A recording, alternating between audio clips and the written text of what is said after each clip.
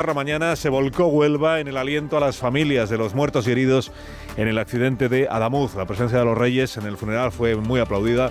La representación del Gobierno central accedió por otra puerta sin público. Óscar Puente en el Senado se cubrió de medallas a sí mismo, comparándose con el PP, y la oposición pidió su cabeza, repitiendo el argumentario ya conocido. Vuelve Aldama para decir ahora que el PSOE se financiaba con dinero de los hidrocarburos y que él tiene el sobre que le dio Delsi y que demuestra la financiación irregular. Claro, la Fiscalía está diciendo, pues presente usted el sobre. Carmen Pano dijo que fue Aldama quien le encargó llevar dinero en efectivo a Ferraz, y él dice que fue Carmen Pano quien le dio dinero a él para José Luis Ábalos, que por cierto se jubila. Ha anunciado el señor Ábalos que renuncia al escaño porque está canino y que entonces la única manera que tenía de ingresar algo es la pensión, y que por eso se jubila. Y el Gobierno decreta que el salario mínimo para este año ha de ser un 3,1% superior al del año 2025. Son 2 décimas por encima de la inflación del año pasado y 1 punto por encima de la previsión de inflación para este año. La decisión no requiere de acuerdo con nadie, es cosa del Gobierno, y como es tradición, Yolanda Díaz cosecha el aplauso de los sindicatos y la reprobación de las patronales.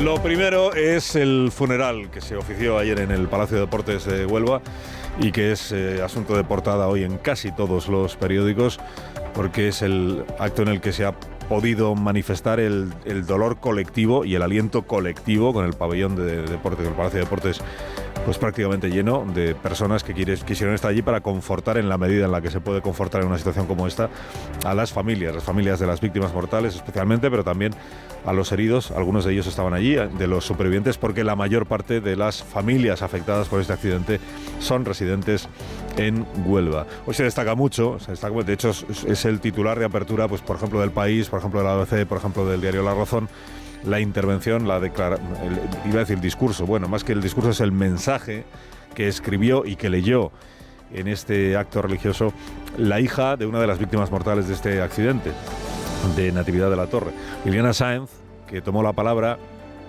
si usted quiere, en nombre de las familias de los fallecidos, para decir algo, primero para manifestar lo primero que hizo fue manifestar el agradecimiento a quienes socorrieron a los afectados, a los equipos de emergencia, a los médicos, a las enfermeras, a los enfermeros, a los paramédicos, a los guardias civiles, a los vecinos de Adamuz.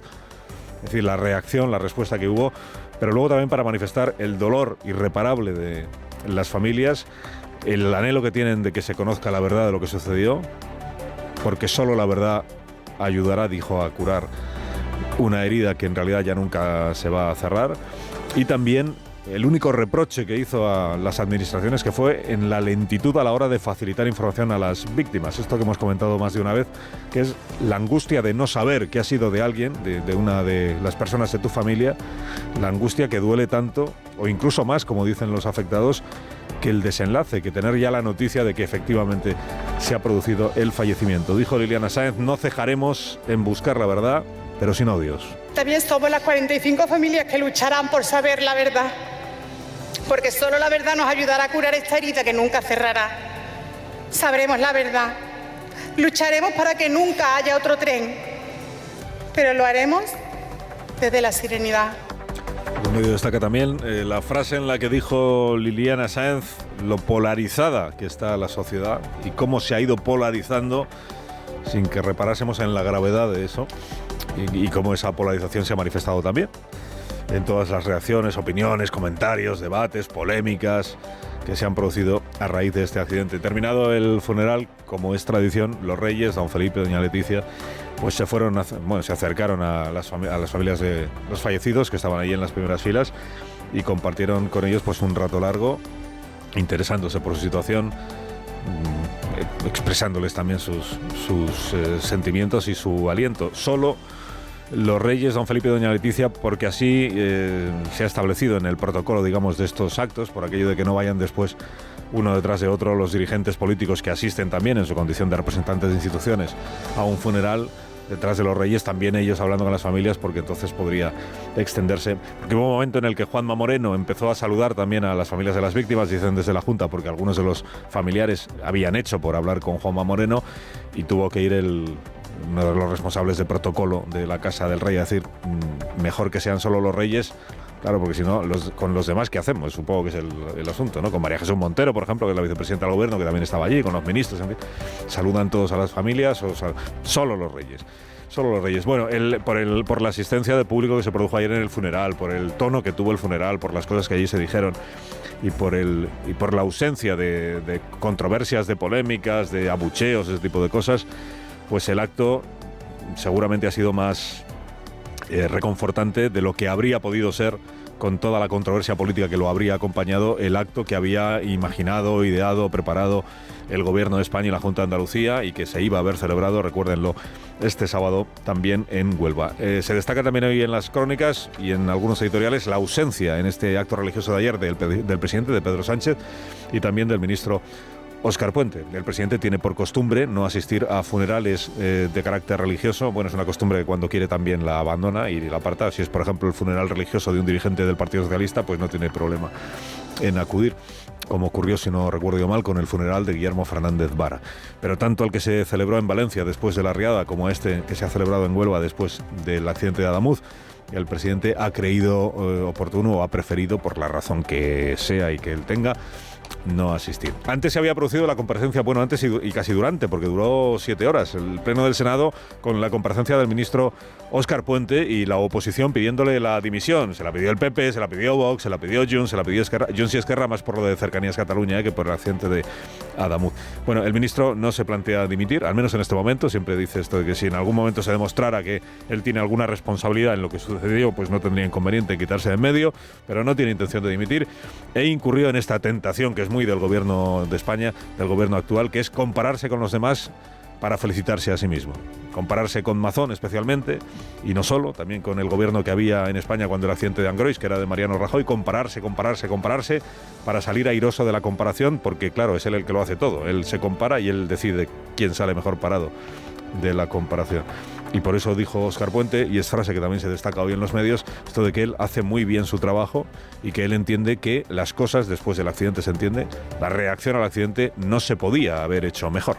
¿Se pudo hacer una gestión mejor de la tragedia? Entiendo, desde que se produjo, yo creo que no, pero juzguen ustedes. Juzguen ustedes, pues juzgaron efectivamente los dirigentes de los otros partidos o los portavoces de los otros grupos en el Senado y concluyeron que el ministro debería presentar su renuncia. En otro pasaje de su intervención, cuando hablaba de cercanías en Cataluña, describió el ministro del Servicio de Cercanías en Cataluña como pésimo. Ministro de un gobierno que lleva gobernando España 7 años y 8 meses. Dice, el Servicio de Cercanías es pésimo, oiga. Que no, pero es culpa de que se invirtió poco en los gobiernos anteriores, que llevan gobernando ya un año más de lo que gobernó Rajoy. Claro, después de decir el servicio es pésimo, pues el portavoz de Junts per Catalunya, ayer estaban un poco sobreactuados también, Junts y Esquerra, para que no parezca, ¿no? ¿Y qué dijo el señor Pujol? Pues ministro, que tiene que irse a su casa. Esto, ministro, esto va muy en serio, muy en serio. Usted debe dimitir. Señor Puente, dimita. Això s'ha acabat. Esto se ha acabado. Ministro, que no me está mirando, que no me está escuchando. Ministro, que me voy a poner serio para decirle que esto es muy serio y que esto se ha acabado. Bueno, pues de momento no se acaba. El ministro Óscar Puente seguramente seguirá siendo ministro, salvo que quien pida su cabeza sea el gobierno actual de Cataluña. Víctor de Aldama vuelve a las primeras páginas. Busca un nuevo acuerdo con la Fiscalía Anticorrupción, o así se interpreta, porque ayer contó esto de que, bueno, es un dato que aparece en los informes de la UCO. ¿El qué? Pues que hay un sobre dirigido por el ministro del Petróleo de Venezuela a Delcy Rodríguez, vicepresidenta en aquel momento del país, que no se sabe lo que contiene, pero que es un sobre del que al menos tenía una foto y sostiene que tiene el sobre Víctor de Aldama. La UCO lo sabe porque aparece en mensajes que intercambió Aldama con uno de sus colaboradores. Ese sobre no se sabe qué es lo que contiene, pero ayer dijo Víctor de Aldama que hay ahí una prueba de que hubo financiación irregular del Partido Socialista. Se entiende que vinculada a Venezuela, al petróleo de Venezuela o a los hidrocarburos, porque si no, a ver de qué, aparece esa prueba supuestamente en un sobre que contiene una comunicación entre el ministro del Petróleo y la vicepresidenta venezolana. Bueno, claro, la Fiscalía Anticorrupción lo que le está diciendo es, oiga, aporte el sobre, y no solo ella. Si tiene ese sobre, pues preséntelo, porque la UCO hasta este momento no ha conseguido dar con su paradero. Preséntelo y demuestre usted lo que crea que tiene que demostrar. Y luego Ábalos, que ya les he contado, que se jubila Ayer salió al paso, dice, como se están haciendo interpretaciones sobre por qué renunció al escaño, que si es una operación política, que si he llegado a algún tipo de acuerdo previa negociación con mi expartido, el Partido Socialista, que no, que él renuncia al escaño pues porque no tiene dinero. No tiene dinero y que entonces necesita. Y que la única manera ya que tiene de conseguir el dinero pues es cobrar la pensión. Ábalos creo que tiene 66 años, renuncia al escaño, por tanto termina, digamos, su vida laboral y a partir de ahí pues empieza a ingresar. Y por delante tiene al menos un juicio. Uno que es el de las mascarillas y luego ya vendrá todo lo demás. Probablemente serán varios a los que se enfrente. Bueno, salario mínimo interprofesional. También se repite la historia en esto, como cada año. Yolanda Díaz vuelve a sacar adelante. Bueno, es que no necesita a nadie para sacarlo adelante. El salario mínimo interprofesional lo decide el gobierno. No, pero hablan con los sindicatos y con la patronal. Sí, pero vamos, que lo decide el gobierno. Me da igual si lo negocia o no lo negocia.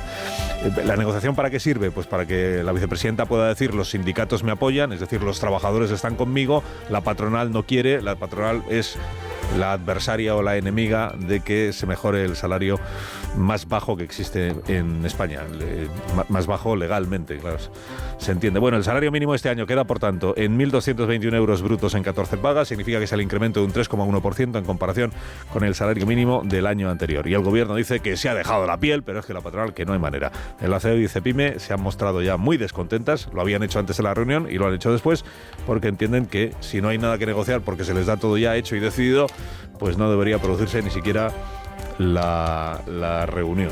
Y también porque creen que la vicepresidenta es un poco trilera, dice, con la compensación fiscal con la que se les intentaba atraer al acuerdo, la compensación fiscal del Ministerio de Hacienda. Al final es verdad, el salario pues lo paga la empresa que te contrata, claro. Alsina en Onda Cero.